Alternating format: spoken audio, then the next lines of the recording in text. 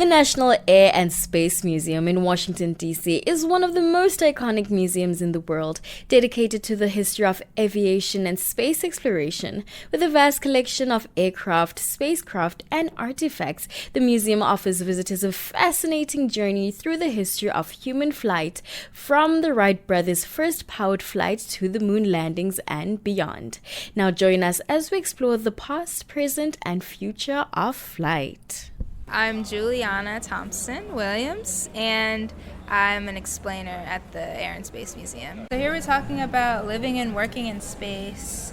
So what astronauts have to go through when it comes to their bodies, as well as what they eat. So with their ear, there's the two functions of the ear, hearing and balance. So what happens to the balance system is that they have this vestibular system.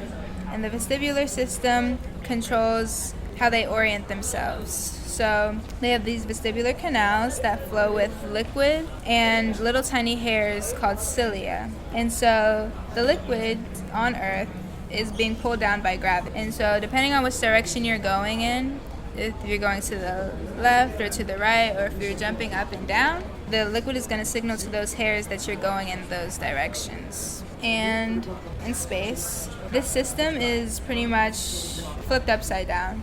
Since there's no gravity, the liquid is going to go all over the place in those canals. And so it's going to signal to those hairs that they're pretty much going in every single direction. They don't know which direction they're going in.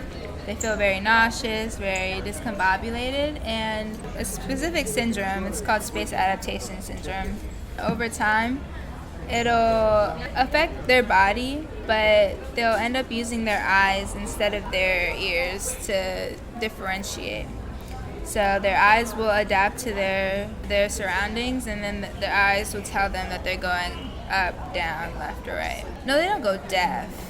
They can still hear. It's just the system that helps them balance is what's going to shut off. The food, we have, this is what tea would be packaged up in. And then we have grits packaged like this with butter. And then we have a sausage patty right here.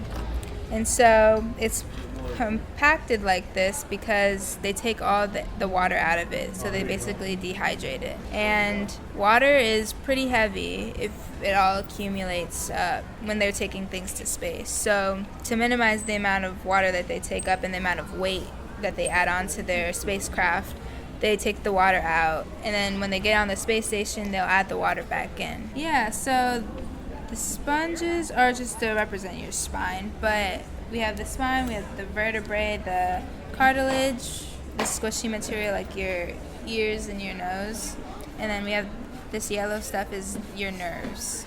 And so on Earth, we have gravity, and that gravity is compressing our spine like this.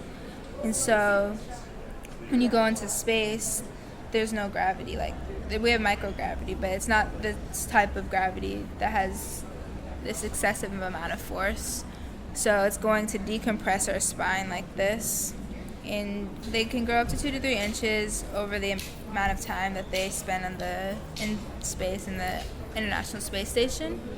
But when they come back to Earth, that gravity is going to immediately compress their spine again. So what they do to minimize the injuries that could occur is they lay stabilized like this on a stretcher.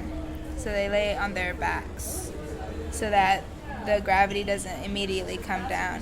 It's going to just slowly compress back down. And so if they don't do this, then there can be like slip discs or pinched nerves. And that could be very painful. So they don't want that to happen. So yeah, they just lay on the stretcher. So we're an explainer here at the museum. So I go to college in DC. Yeah. We have a thing about meteorites. So you can feel free to touch any of these things here. We're explaining kind of the difference between different parts of the meteorites. Like that one there is about 95% iron. It comes from like the core of a meteorite. but this one, for example, is basically made of the same stuff as rocks here on Earth, and those are from like the crust, like the outer part of the meteorite. So meteorites start as asteroids in outer space. Most of these were in the asteroid belt between Mars and Jupiter, and then they fell down here to Earth, usually because they got caught by Jupiter's orbit and kind of like slingshotted back to Earth. And then they landed here on Earth, and we found them. So a lot of them, like this one, fell in 2007. So we were able to see it and then find it like the next day and look at it. But this one has been here since like before the 1500s. But these crystals here are they're called olivine or peridot, and they're found here on Earth, usually near volcanic areas. But this one forms. Got this diagram here. So here's that iron core I was talking about, and then in this like mantle, like in between, sometimes the crystals can kind of mix with the iron and form these like you can see how it's like this like silver stuff, and then all these crystals that kind of mix together. And then you can, if you cut it thin enough like this one, you can see the light shine through them. From the challenges of living in space to the awe-inspiring discovery of meteorites, we've seen how the mysteries of the universe continue to captivate and challenge us. The National Air and Space Museum celebrates these milestones, fueling our curiosity and inspiring future explorers. Who knows? Maybe the next great discovery in space is just waiting for you to find out. For Bush Radio News, I am Lydia Marwanqana.